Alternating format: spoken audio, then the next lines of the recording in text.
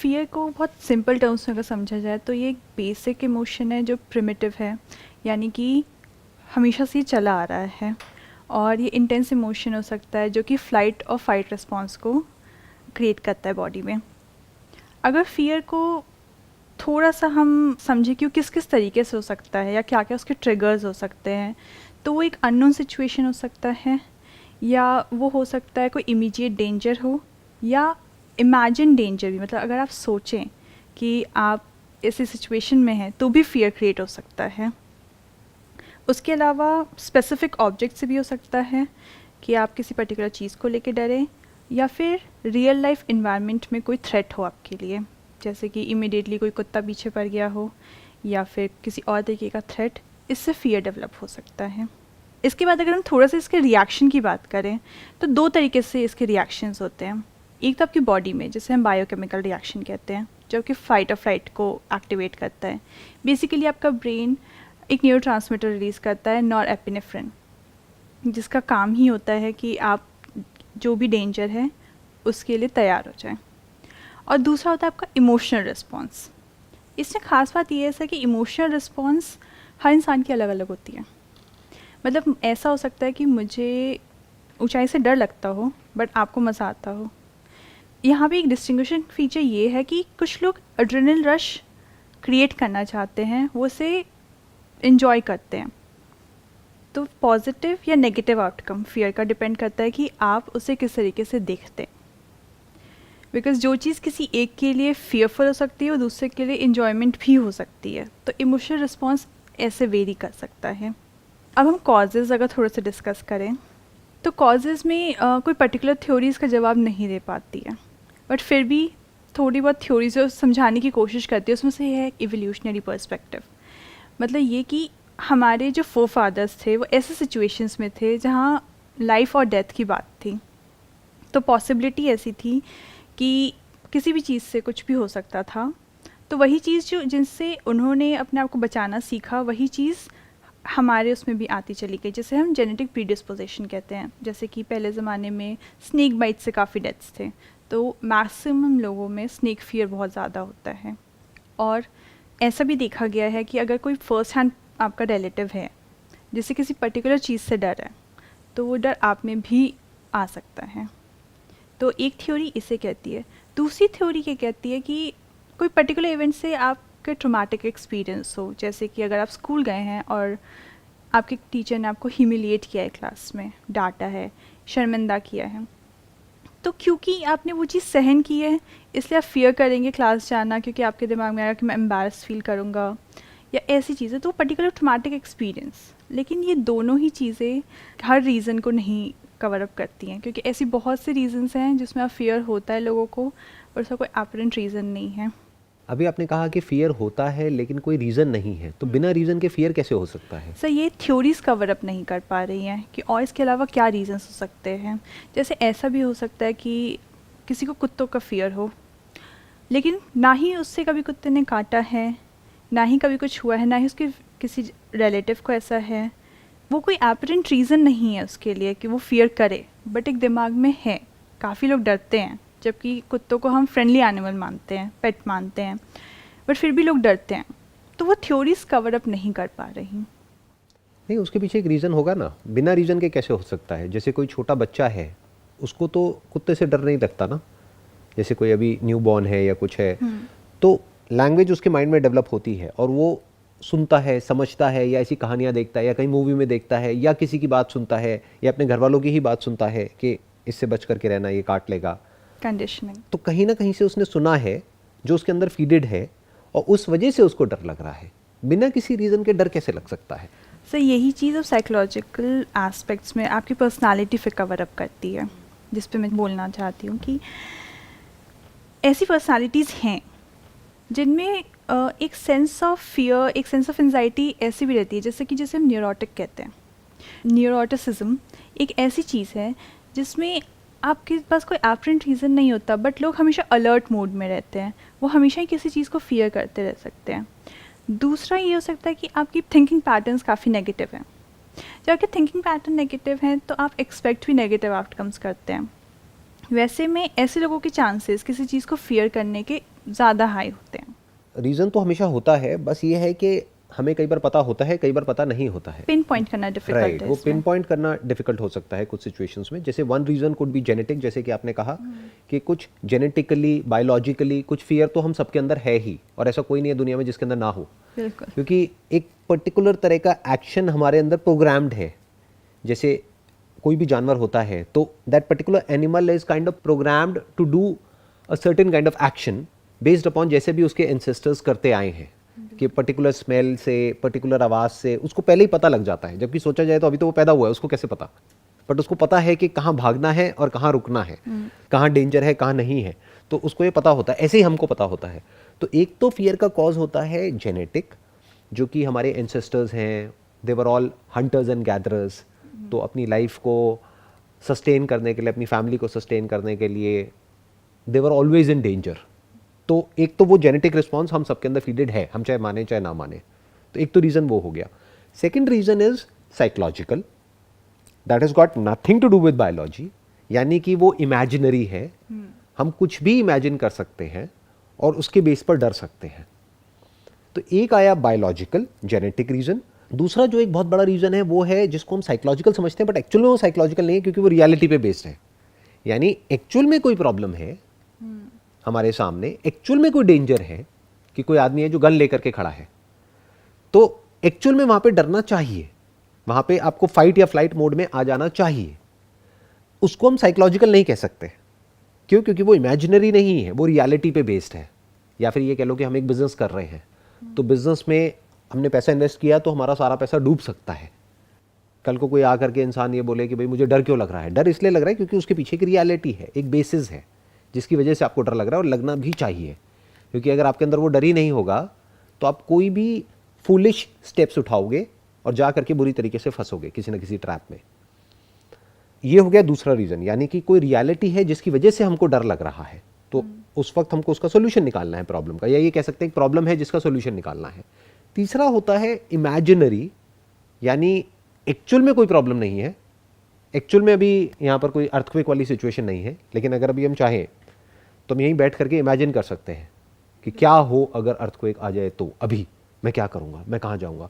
तो that is kind of a state जो अगर एक लूप बनने लग जाए, कभी आया कभी गया, तब तो कोई फर्क नहीं पड़ता। जैसे फॉर एग्जांपल हमने कोई हॉरर मूवी देखी तो कुछ दिन तक माइंड में उल्टा पुल्टा चलता रहता है, बेड पे ऐसा लगता है कि दो हाथ आएंगे और ये होगा वो होगा, कहीं कोई है, ये वो कोई आवाज़ आ रही है। फिर कुछ दिन बाद नॉर्मल हो जाता है, दैट इज़ ओके। लेकिन अगर वो स्टेट बनी ही रहे तो हम उसको एंजाइटी कह सकते हैं, तो हम उसको एक डिसऑर्डर बोल सकते हैं। क्योंकि it's like garbage in garbage out, कि अगर हमारे अंदर ऐसा कोई इनपुट जाएगा या किसी भी तरह से कुछ ऐसी इंफॉर्मेशन जाएगी या कोई भी ऐसा एक्सपीरियंस जाएगा जिसकी वजह से वो फियर ट्रिगर होगा और वो कॉन्स्टेंटली अंदर जाता ही रहे, तो चाहे कोई भी इंसान हो उसके अंदर वो ट्रिगर होने लग जाएगा। तो अगर वो अपनी इंफॉर्मेशन को चेंज कर देगा तो वो चेंज हो जाएगा। बट अगर वो इंफॉर्मेशन को चेंज कर रहा है या कर रही है, उसके बाद भी वो नहीं चेंज हो रहा है, तब हम कह सकते हैं कि अब वो जो फियर है वो बहुत ही डीपली रूटेड हो गया है और वो एक लूप सा बन गया है, एक साइकिल क्रिएट हो गई है जिस साइकिल से वो बाहर नहीं आ पा रहे हैं। अब उसको हेल्प की ज़रूरत है उस सिचुएशन में। मेरे अकॉर्डिंग यही 3 रीजंस हैं जो मुझे मिल रहे हैं। Is there any other reason according to you for fear? क्या इसका कोई और कॉज भी हो सकता है? मोस्टली थ्योरी से ही रीजंस डिपेक्ट करती हैं, आपका जेनेटिक, एनवायरमेंटल और psychological, which depends on your personality type. और मोस्टली देखा गया है कि जेनेटिक पे सबसे ज़्यादा डिपेंड करता है, बिकॉज ये फियर सिर्फ इंसानों में नहीं है, सबसे ज़्यादा ये फियर प्राइमेट्स में भी देखा गया है। उनमें भी आप देखेंगे कि वो भी स्नेक से बचने की कोशिश करेंगे, अपने बच्चों को बचा के रखने की कोशिश करेंगे। तो ये चीज़ हर उसमें डेवलप हुई है, मतलब कि कहीं ना कहीं एक सर्वाइवल इंस्टिंक्ट जो है वो काम करती है, और शायद ये इंपॉर्टेंट भी है सर्वाइव करने के लिए फियर होना। I was about to say that कि ये इंपॉर्टेंट है, तो इसके बारे में तो हमको सोचना ही नहीं चाहिए। अगर कोई इंसान ये बोलता है कि मेरे अंदर ये फियर कैसे ना हो, तो ये फियर तो होना चाहिए कि अगर आपके आगे कोई जहरीला मान लो कोबरा है तो उससे थोड़ा दूर जाना है ना, उसके पास नहीं जाना है ना। या हाइट पे अगर आप एक जगह पे गए हैं तो आपके अंदर डर आ रहा है तो आना चाहिए। आपको स्विमिंग नहीं आती और आप एक गहरे पानी में जा रहे हैं, डर लग रहा है, होना चाहिए।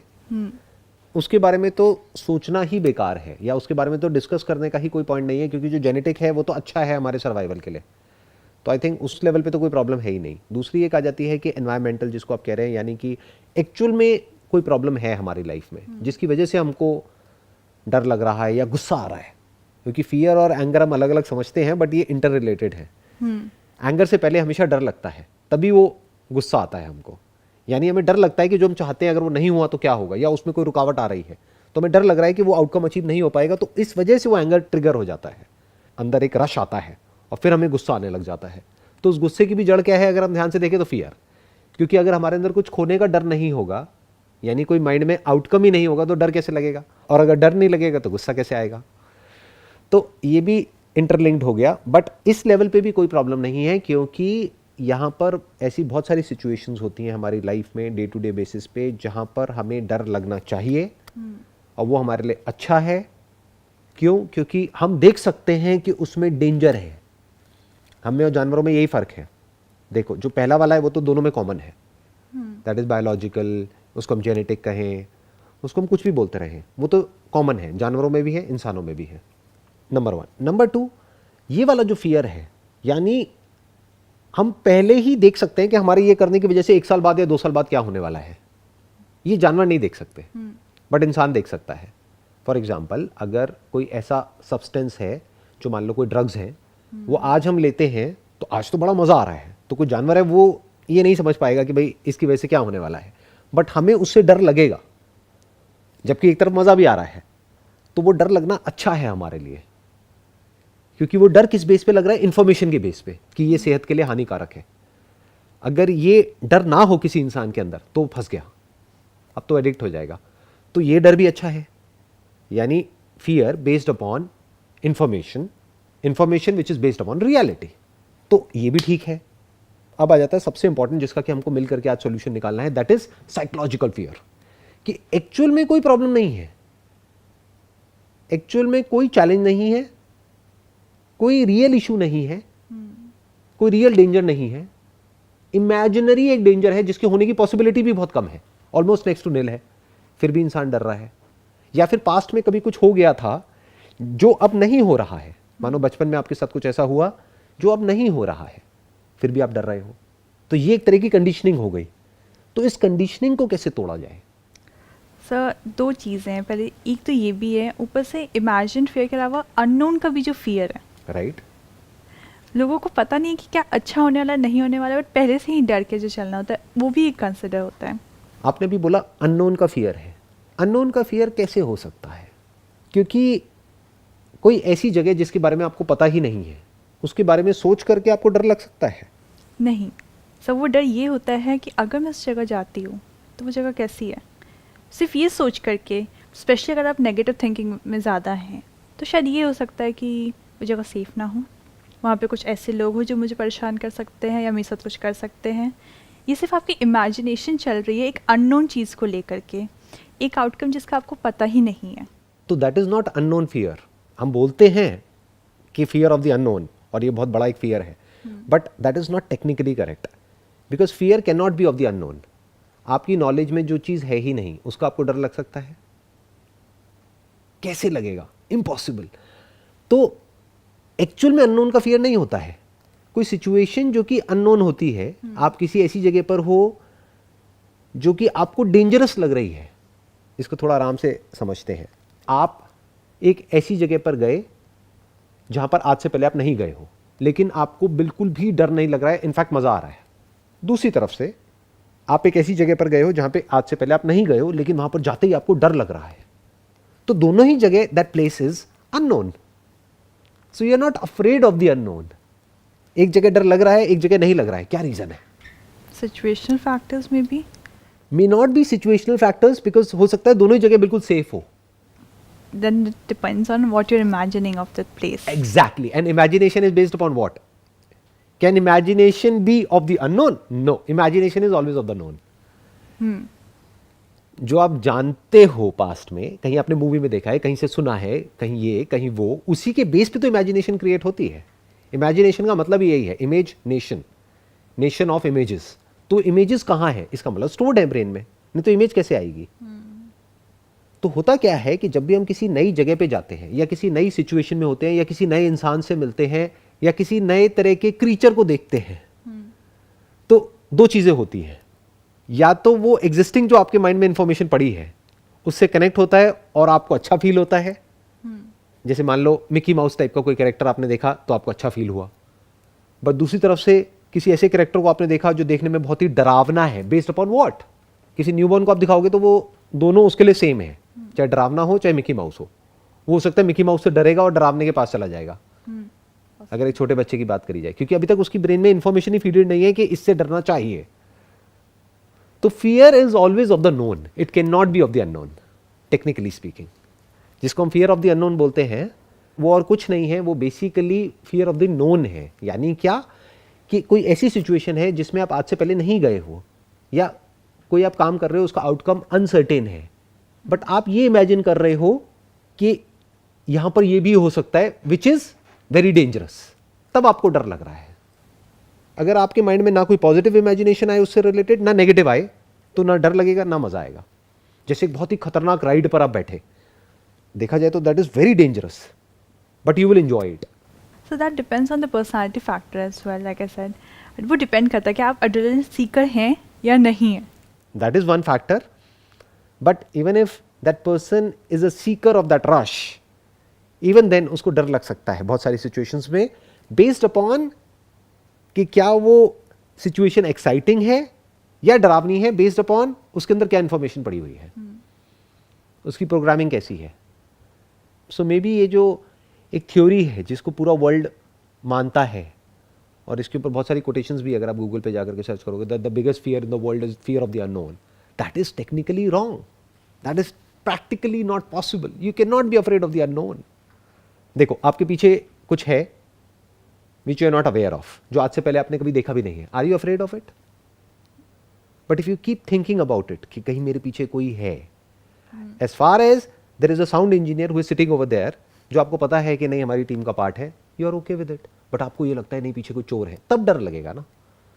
तो you are not afraid of the unknown, you are afraid of the known, जो इंफॉर्मेशन ऑलरेडी अंदर फीडेड है, उसको इमेजिन करके आप उस सिचुएशन से डर रहे हो। तो पहले तो हमको ये पता होना चाहिए, क्योंकि अगर ये नहीं पता है तो हम उसका सोल्यूशन नहीं निकाल सकते, बिकॉज अननोन का क्या सोल्यूशन है, और अननोन का सोल्यूशन निकालना क्यों है। अभी कितना कुछ है जो हमारे लिए अननोन है, आपके लिए अननोन है, मेरे लिए अननोन है, या ये कह लो आपकी जो पूरी की पूरी लाइफ है वो मेरे लिए अननोन है, मेरी जो पूरी की पूरी लाइफ है वो आपके लिए अननोन है। तो क्या उससे रिलेटेड कोई डर है? हो ही नहीं सकता। आपके अंदर डर सिर्फ उसी से रिलेटेड है जो आपके लिए नोन है, यानी या तो जो आपने एक्सपीरियंस किया है, या जिससे रिलेटेड आपके अंदर नॉलेज है या इन्फॉर्मेशन है, या कुछ ना कुछ फीडेड है, उसी से कनेक्टेड है डर। तो उसका जो रूट है फियर का, that is information, that is known. तो अब सवाल ये उठता है कि इसका सोल्यूशन क्या है। If somebody is afraid, they are not afraid of the unknown, anybody can not be afraid of the unknown, they are afraid of the known. और ये बात उसको समझ आ रही है, उसके बाद भी एक लूप क्रिएट हो रहा है जिसको एंजाइटी बोलते हैं या साइकोलॉजिकल डिसऑर्डर बोलते हैं। अब उससे वो बाहर कैसे आए, इसका सोल्यूशन क्या है? इसका सबसे पहला चीज़, और इसके लिए थोड़ी हिम्मत की ज़रूरत होती है, बट अपने आप को उस सिचुएशन से, उस चीज़ से फेमिलियर कराना। जितने आप फेमिलियर होते हैं उतना ही डर कम होता है उस चीज़ से, बिकॉज आपको पता है, आप थोड़ा सा उसे प्रेडिक्ट कर सकते हैं, थोड़ा सा उसे समझ सकते हैं कि क्या चल रहा है, जिससे से आप उसके साथ होते हैं। क्योंकि यही ट्रीटमेंट में भी यूज़ होता है जब यही चीज़ फोबिया या एक्सेसिव एंजाइटी में चली जाती है, तो हम इसमें सिस्टमैटिक डिसेंसिटाइजेशन करते हैं, फ्लडिंग करते हैं, जिसमें बेसिकली ये होता है कि आपको धीरे धीरे उस चीज़ से फेमिलियर कराया जाए। सिस्टमैटिक डिसेंसिटाइजेशन में बेसिकली, जैसे अगर आपको स्नेक से डर है तो पहले थोड़ी सी स्नेक के बारे में बात होगी, फिर शायद आपको फ़ोटो दी जाए, फिर उसको टॉय के रूप में दिया जाए, इस तरीके से, या फिर आपको सामने में दिखाया जाए, बट ऐसे सिचुएशन में जहाँ वो चीज़ आपको हार्म नहीं कर सकती। हाँ, जैसे किसी को पानी का डर है तो उसको मे बी शैलो वाटर में पहले आराम से उतारा जाए, उसको बोलो देखो इतना डरने की जरूरत नहीं है, इतना सा पानी है यहाँ पर, फिर थोड़ा और, फिर थोड़ा और, फिर थोड़ा और, फिर धीरे धीरे उसको स्विमिंग सिखाई जाए। सो अल्टीमेटली हम क्या कर रहे हैं, अगर ध्यान से हम देखें, जो फियर का कॉज मिला हमको, साइकोलॉजिकल फियर। अब तक हमने 3 फियर्स के बारे में बात करी है। एक जेनेटिक, जिसको हमने छोड़ दिया क्योंकि उसमें कुछ करने की ज़रूरत ही नहीं है, that is good for us. दूसरा फियर जहाँ पर के कोई प्रॉब्लम है जिसका हमको सोल्यूशन निकालना है, तो वहाँ पे क्या अप्रोच चाहिए, सोल्यूशन ओरिएंटेड। तीसरा इमेजिनरी फियर, जहाँ पर एक्चुअल में कोई प्रॉब्लम है ही नहीं, हम वैसे ही डर रहे हैं, मानो पानी का डर है किसी को, तो वहाँ पे एक्चुअल में कोई डरने की जरूरत नहीं है। गहरे पानी से आप डरो, समुद्र से डरो, क्योंकि वहाँ पे लहरें आपको बहा करके ले जा सकती हैं, बट जहाँ पर गहरा पानी नहीं भी है वहाँ पे भी आप डर रहे हो। वो किस वजह से हो रहा है? उसके पीछे जो रीज़न है वो है कि हमारे अंदर कहीं कोई ऐसी इंफॉर्मेशन पड़ी हुई है which is not based upon reality. That is the problem, क्योंकि if it is based upon reality फिर हम डर रहे हैं तो कोई दिक्कत नहीं है। जैसे रियलिटी क्या है, यहाँ पे इलेक्ट्रिसिटी है, अगर हमने इस वायर को टच किया तो शॉक लग सकता है। ये फियर बिल्कुल सही है और होना भी चाहिए। छोटे बच्चों में नहीं होता है तो वो इलेक्ट्रिक सॉकेट में कई बार जा करके अपना हाथ डाल देते हैं, तो वो रिस्की है।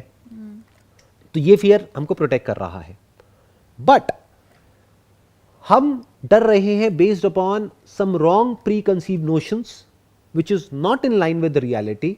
तो अब उसको रियलिटी के रूबरू करवाना पड़ेगा, उसको रियलिटी से मिलवाना पड़ेगा। That's precisely what you are saying in your professional language कि हम ये करते हैं वो करते हैं, but ultimately what you are doing is आप उसको फेमिलियर कर रहे हैं रियलिटी से।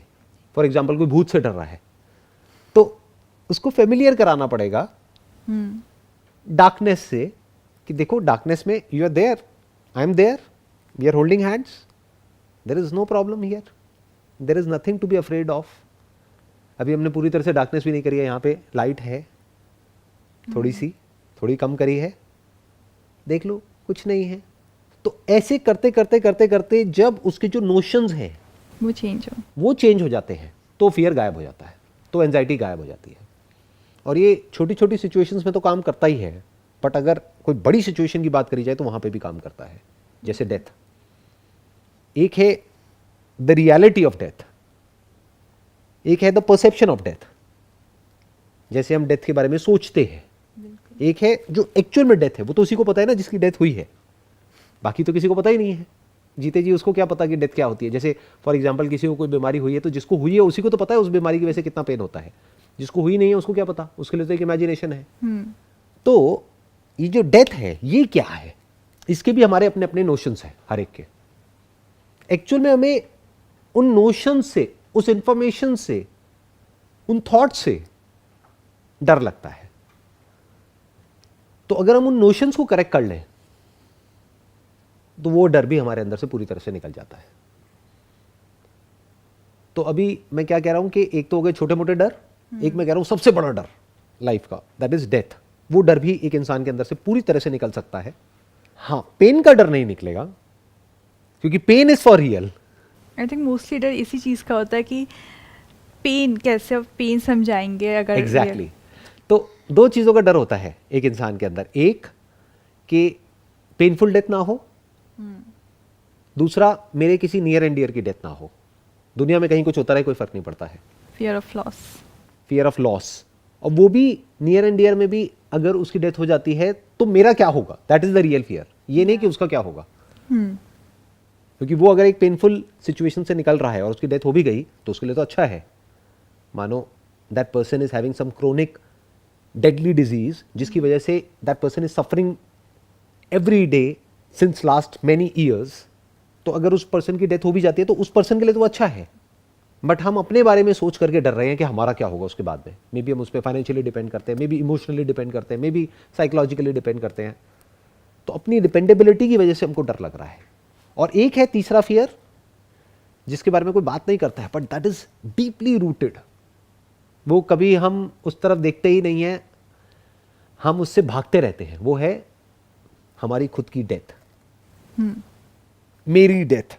तो उससे बड़ा डर लगता है एक इंसान को। तो हर इंसान कुछ ना कुछ करता है जाने अनजाने अपने आप को जिंदा रखने के लिए, अपने नाम को जिंदा रखने के लिए, through their children, through legacy, through this, through that. Nobody wants to die deep with in.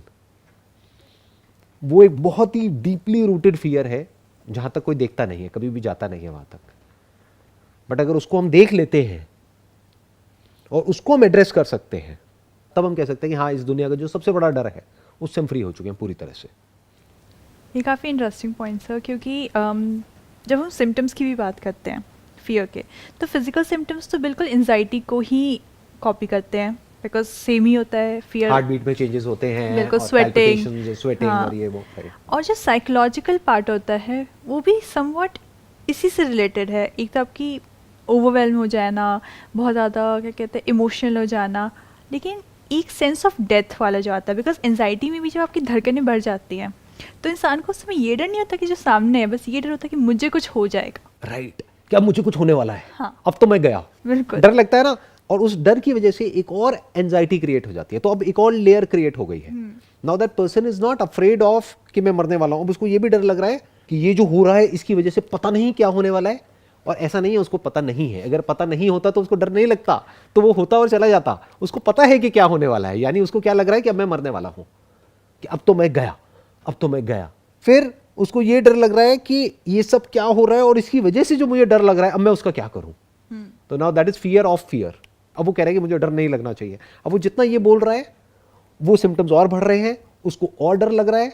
और इस सब के पीछे जड़ क्या है, अगर इस सब के हम रूट में चले जाएं कि ये जो सिम्टम्स अभी मेरी बॉडी पे आ रहे हैं उसके बारे में उसने कहीं ना कहीं सुना है कि अच्छा हार्ट अटैक के टाइम पे ना ऐसे लेफ्ट साइड में यहाँ पे पेन होता है, फिर ये होता है वो होता है। तो एक तो है एक्चुअल में ऐसा हो रहा है, तब क्या चाहिए, तब इमीडिएट मेडिकल अटेंशन चाहिए, तब इमीडिएटली कॉल करना है, एम्बुलेंस को बुलाना है, हॉस्पिटल जाना है। बट एक है एक्चुअल में कुछ नहीं हो रहा है, मानो गैस बन गई है पेट में, नॉर्मल है, उसकी वजह से थोड़ा पेन वेन हो रहा है, और लेफ्ट में भी नहीं हो रहा, राइट में हो रहा है। हाँ, उस समय लोग फोकस नहीं कर पाते कि किस साइड इस दर्द हो वक्त रहा है। उनको पता ही नहीं है कि हो क्या रहा है, बट उनको क्या लग रहा है मेरे को हार्ट अटैक आ रहा है। तो उसके पीछे क्या ट्रिगर हुआ, फियर ऑफ डेथ। लोगों को तो ये लगता है, लोग बहुत सारे बोलते भी हैं कि नहीं मेरे को नहीं डर लगता मरने से, पर जैसे वो मूवमेंट आता है तब उनकी जो असलियत है वो सामने आ जाती है।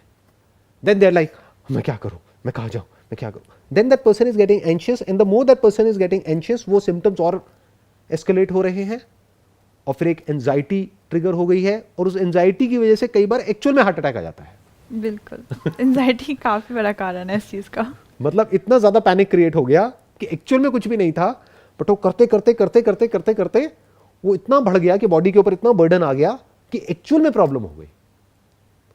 तो उस सब के पीछे जो जड़ है वो क्या है कि जीते जी कभी हम ये इंक्वायरी नहीं करते कि हमारा सबसे बड़ा डर क्या है। हम ऐसे प्रिटेंड करते हैं कि नहीं आई एम फियरलेस, मेरे अंदर तो कोई डर ही नहीं है। जैसे ही वो मूवमेंट आता है तब उसकी असलियत सामने आती है। तो अगर हम ये इंक्वायर कर सके, not the fear of death, क्योंकि डेथ से डर उसको लग सकता है जिसके अंदर डेथ से रिलेटेड कुछ इमेजिनेशंस पड़ी हुई हैं। किसी को डेथ सुन करके अच्छा भी लग सकता है जिसके अंदर फालतू की इमेजिनेशंस पड़ी हुई है कि अच्छा मैंने ये किया, अब मैं ये करके अब हेवन में जाने वाला हूं, वहां पे ये होगा। बहुत बार सर आपने देखा होगा कि बूढ़े लोगों में जो कि एक्चुअल में अपनी लाइफ जी चुके हैं उनमें आप डर नहीं देखेंगे। बहुत बार ऐसा देखा है मैंने। वो काफ़ी अपने आप को वो कर चुके होते हैं कि ठीक है मैंने अपनी लाइफ जी ली है, अब जो नेक्स्ट ट्रांजिशन है ठीक है I am prepared for this, क्योंकि मेरे साथ जो होगा वो होगा। ऐसा लोग बोलते हैं, बट एक्चुअल में जब वो मूवमेंट उनके साथ आता है, आई एम नॉट श्योर आपने कितने लोगों को एक्चुअल में देखा है उस मूवमेंट में। मैंने बहुत बारीकी से ऑब्जर्व किया है, जब एक्चुअल में वो मूवमेंट आता है ना, वो प्रिटेंड कर रहे होते हैं कि I am not afraid. They are afraid, they are not afraid of the unknown कि मरने के बाद क्या होगा। They are afraid of the known कि मरने के बाद ये होने वाला है, based upon their religious beliefs, based upon their stories of after death, of afterlife. अब ये होगा, अब वो होगा, अब मैं पता नहीं कहाँ जाऊंगा, अब ये होगा, अब वो होगा, अब पता नहीं कहीं मैं कीड़ा मकोड़ा ना बन जाऊं, मैंने बहुत उल्टी पुल्टी हरकतें करी है पूरी जिंदगी में, व्हाटएवर। तो कुछ भी किसी के माइंड में आ रहा होता है, या फिर पता नहीं अभी क्या होगा। मैंने सुना है, कहानियां सुनी है कि अब ऐसे होता है वैसे होता है, एक टनल दिखती है, फिर लाइट दिखती है, ये होता है वो होता है, पता नहीं क्या होगा। तो पता नहीं क्या होगा से नहीं डर रहा है वो, उसको पता है कि क्या होगा इसलिए डर रहा है। और जो उसको पता है वो सही नहीं है कि अब मेरी आत्मा भटकेगी, अब ये होगा वो होगा, पता नहीं मुझे मुक्ति मिलेगी नहीं मिलेगी, पता नहीं ये होगा पता नहीं वो होगा। तो उसको सब पता है इसलिए वो डर रहा है। अगर एक्चुअल में नहीं पता है तो वो नहीं डरेगा, अगर एक्चुअल में नहीं पता है तो।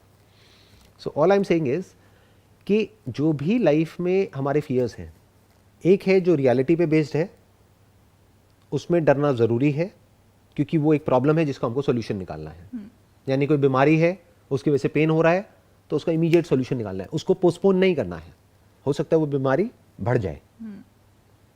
मानो आपके दांत में दर्द है, अभी अगर आपने ठीक करा लिया तो अभी सिंपल कैविटी फिलिंग से काम चल जाएगा, बट अगर आपने डिले किया तो रूट कैनाल कराना पड़ेगा, और डिले किया तो हो सकता है वो दांत ही उखाड़ना पड़े, और डिले किया तो हो सकता है 4 दांत उखाड़ने पड़ जाए साथ के भी, इन्फेक्शन अंदर फैल जाएगा। So all I am saying is कि ये जो पेन है इसकी वजह से जो फियर ट्रिगर होता है उसमें हमको सोल्यूशन निकालना है। बट बहुत सारे ऐसे फियर्स हैं which are not painful physically but painful psychologically. What that means is कि वो इमेजिनरी है, which are based upon some preconceived notions which has got nothing to do with the actual fact of that thing.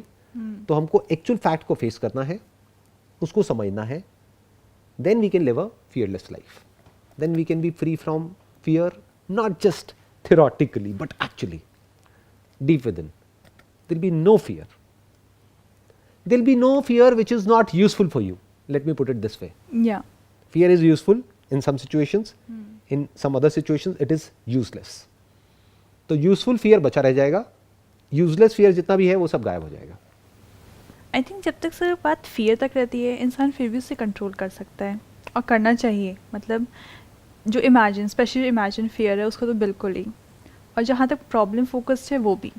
ये problem तब बनती है fear जब इंसान के अंदर फियर ऑफ फियर आ जाता है, जो कि एंग्शियसनेस में बेसिकली होता है, जहाँ पे आपको पता भी नहीं कि आप किस चीज़ को लेके डरे हुए हैं, बट एक सेंस ऑफ फियर है. बस ऐसे चेस्ट भारी लग रहा है, सर दर्द हो रहा है, ये हो रहा है, वो हो रहा है. वो जो फियर ऑफ फियर हो जाता है वो चीज़ प्रॉब्लमैटिक है. अब उस वक्त हो क्या रहा होता है, अगर हम बारीकी से अपनी ब्रेन को ऑब्जर्व करें, हर एक की लाइफ में कभी ना कभी वो सिचुएशन आती है जब वो जो फियर है वो एक साइकिल में कन्वर्ट हो जाता है और वो एक लूप बन जाता है और वो इंसान चाह कर के भी उससे बाहर नहीं आ पा रहा होता है. तो उस वक्त एग्जैक्टली क्या हो रहा होता है, कुछ ऐसा हो रहा होता है हमारी बॉडी के लेवल पे जो हमें ऐसा लगता है कि अब तो ये ऐसा ही रहने वाला है पूरी ज़िंदगी के लिए, या इसका कोई इलाज ही नहीं है. तो वहाँ पे क्या आ गया, एक अनसर्टेनिटी आ गई. Interesting part is it is not even uncertainty, it is certainty. क्यों? क्योंकि that person is now certain कि ये तो प्रॉब्लम सॉल्व होने ही नहीं वाली है. अगर अनसर्टेनिटी हो तो भी वो प्रॉब्लम सॉल्व हो जाएगी, क्योंकि दैट पर्सन अगर वो ऑनेस्टली बोल दे आई एम नॉट सर्टेन कि ये प्रॉब्लम 2 महीने से चल रही है या रहेगी या ठीक हो जाएगी, तब फिर भी उसका सोल्यूशन निकल सकता है. बट एक ऐसा पॉइंट आ जाता है जब जा करके वो इंसान बोलने लग जाता है कि अब तो ये प्रॉब्लम तो ठीक हो ही नहीं सकती. तो वो एक्चुअल में सर्टेनिटी है जिसको हम अनसर्टेनिटी कह रहे हैं. बट वो सर्टेनिटी आपकी नेगेटिव डायरेक्शन में है. राइट, नेगेटिव डायरेक्शन में है. And that certainty is again not based upon reality, क्योंकि आपसे भी बुरी सिचुएशन में कुछ लोग थे और वो ठीक हुए और बड़ी जल्दी हुए, कुछ थोड़ा बहुत मेडिकेशन लिया और ठीक हो गए. बट आप क्या कह रहे हो कि नहीं ये प्रॉब्लम तो ठीक हो ही नहीं सकती, और साथ साथ में आप इमेजिन कर रहे हो कि ये प्रॉब्लम ये है, जबकि हो सकता है वो प्रॉब्लम कुछ और हो सकता है आप इमेजिन कर रहे हो कि ये प्रॉब्लम है कि मान लो यहाँ पे जलन हो रही है. तो आप क्या कहोगे कि मेरे ईसोफेगस में कुछ हो गया. फिर आपने नेट पे जाकर के पढ़ा, स्टडी किया. अब नेट पे आप जो मर्जी पढ़ लो, एंड वो जाकर के कैंसर पे ही होता है. कुछ भी पढ़ लो आपको चाहे छींक आए, चाहे खांसी हो, चाहे कुछ भी हो, एंड में ऐसे ही होगा, इट कुड बी दिस. तो अब वो एंजाइटी और बढ़ जाएगी. और उसके भी पीछे अंडरलाइन क्या है अगर आप ध्यान से देख पा रहे हो तो fear of death, fear of and.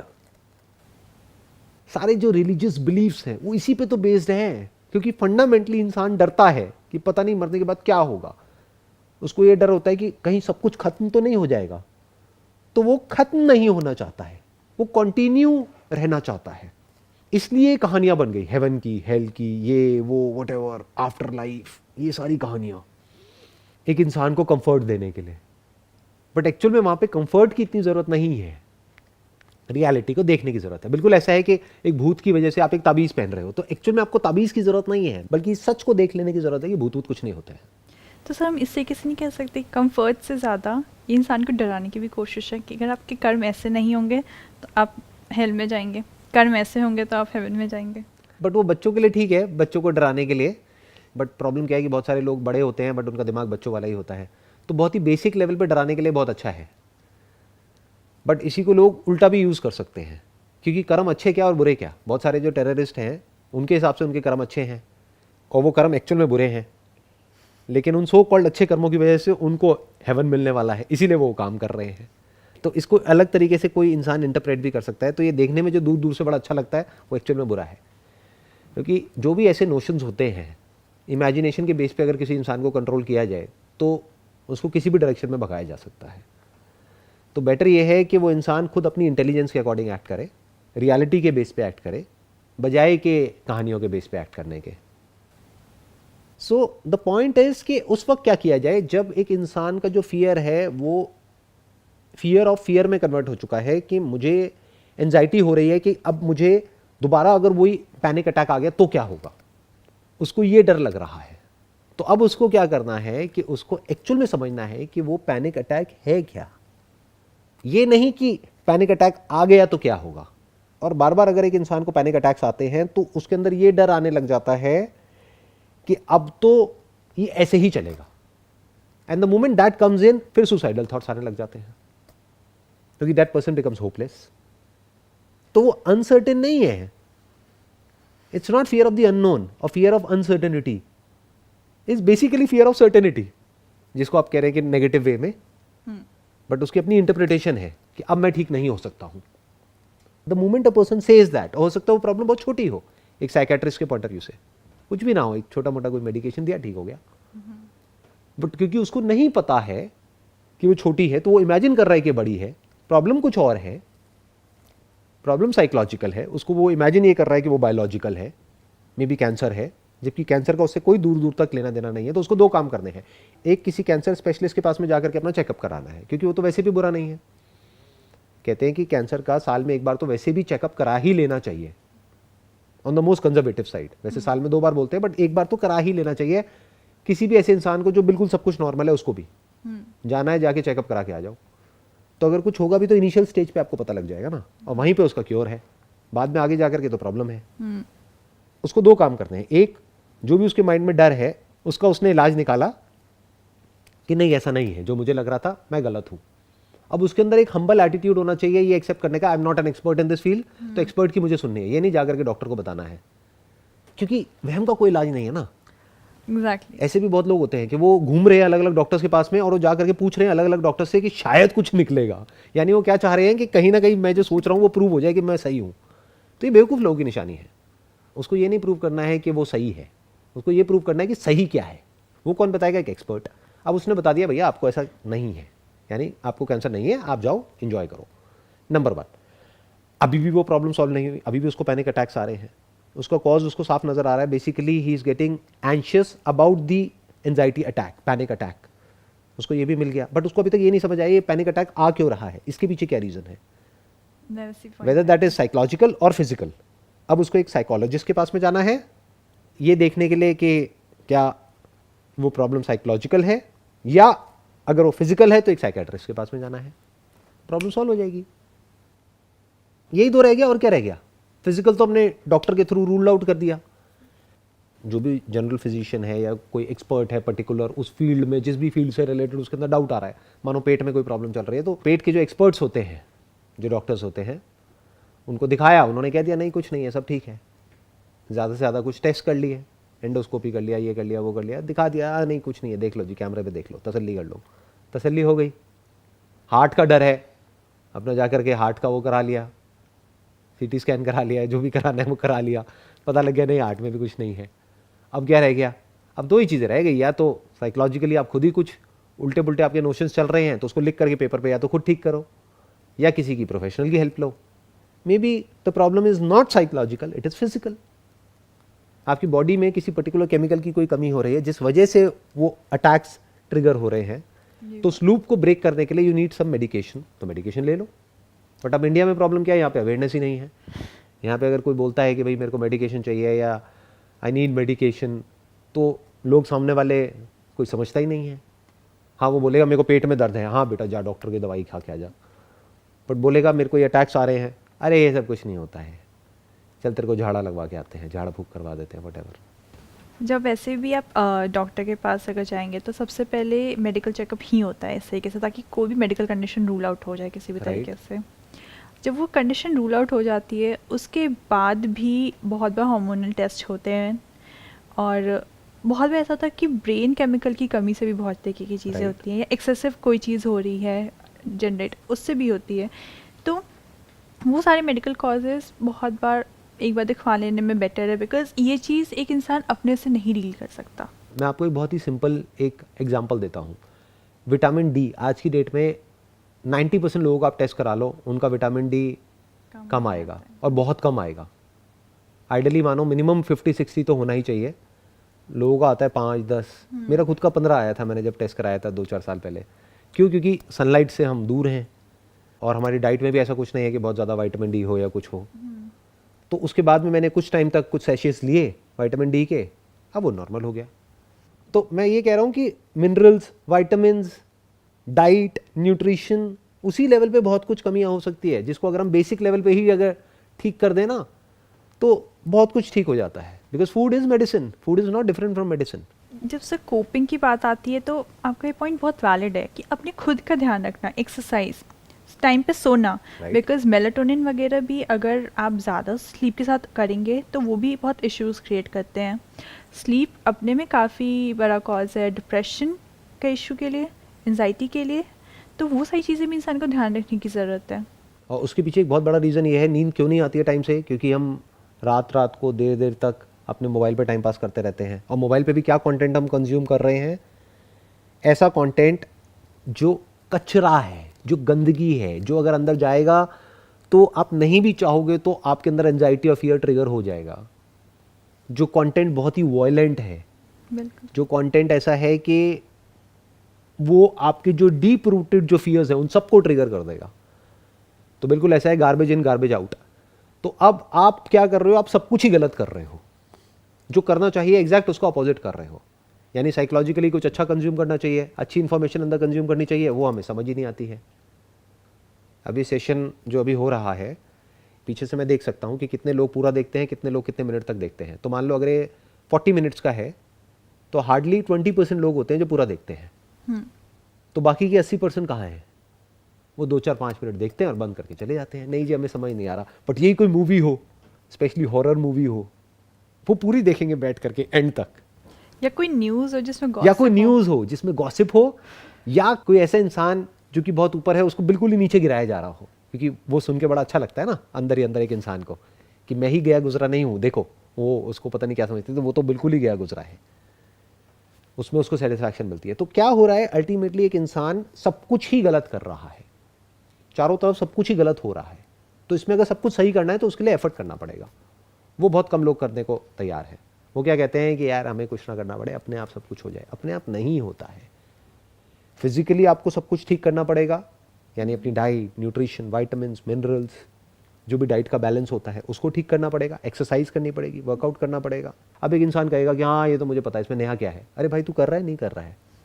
Sir हम बेसिक ही सबसे ज़्यादा नज़रअंदाज करते हैं। ये इंपॉर्टेंट नहीं है कि पता है या नहीं पता है। अगर किसी को पता है कि एक्सरसाइज करनी चाहिए, that is different from exercise. पता है इज समथिंग एल्स एंड करना इज समथिंग एल्स। हम करने की बात कर रहे हैं।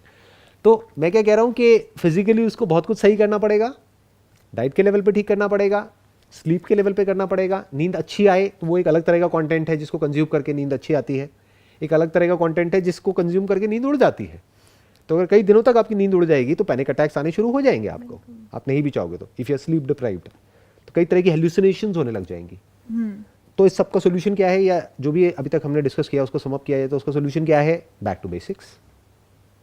बेसिक लेवल पे जो धरती, जल, अग्नि, वायु, आकाश, उससे कनेक्ट हो जाओ।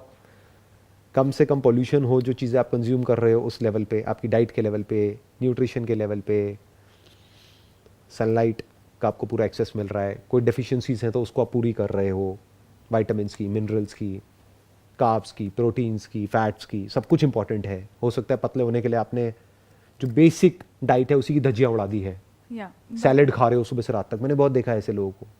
तो ना बॉडी में प्रोटीन है, ना कोई फैट है, जो इसेंशियल फैटी एसिड्स हैं वो ही नहीं मिल रहे हैं बॉडी को, प्रोटीन ही नहीं है, तो मसल्स पूरी वीक हो गई हैं, सारा लोड बोन पे चला गया है, आपके अंदर हार्मोनल चेंजेस हो रहे हैं। क्यों? क्योंकि बॉडी को डाइट ही नहीं मिल रही है।